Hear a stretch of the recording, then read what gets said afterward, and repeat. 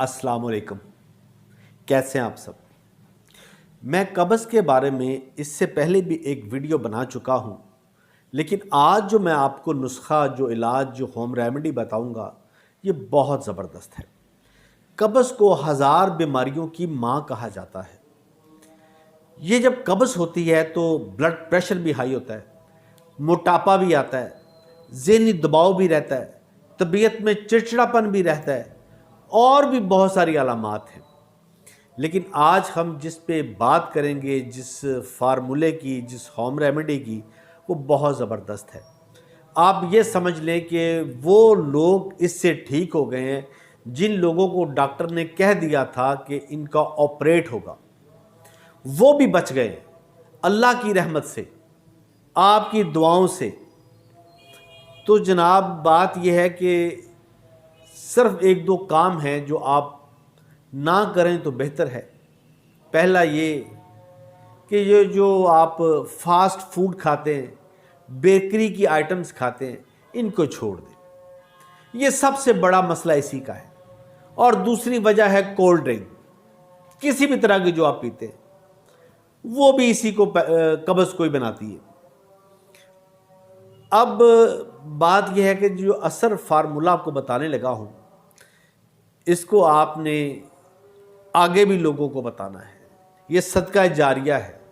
अल्लाह ताला खुश होते हैं जब आप किसी की मदद करते हैं। तो आपने लेने हैं जी बादाम, देसी बादाम की गिरी ले लें और उसका आपने ऑयल निकलवाना है। बना बनाया किसी भी कंपनी का आपने नहीं लेना, कोई भी ब्रांड हो, किसी भी पंसार की दुकान से आपने बना हुआ निकला हुआ नहीं लेना। आपने खालिस गिरियां लेनी है और उस गिरी का ऑयल अपनी आंखों के सामने निकलवाना है।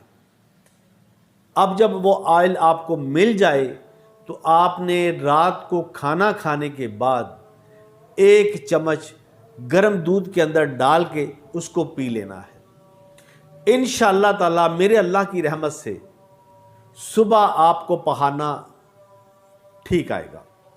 अगर आपको 3 दिन, 4 दिन, 5 दिन भी पहाना नहीं आता तो फिर आपने चाय वाले नहीं, आपने खाने वाले 2 चम्मच दूध में डाल के वो दूध पी लेना है।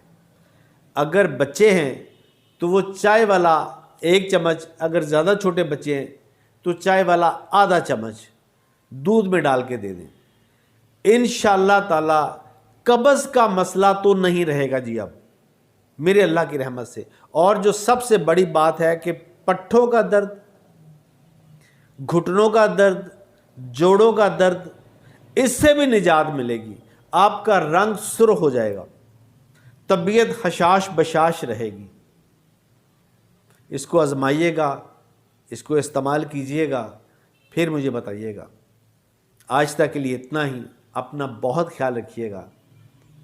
अल्लाह हाफिज़।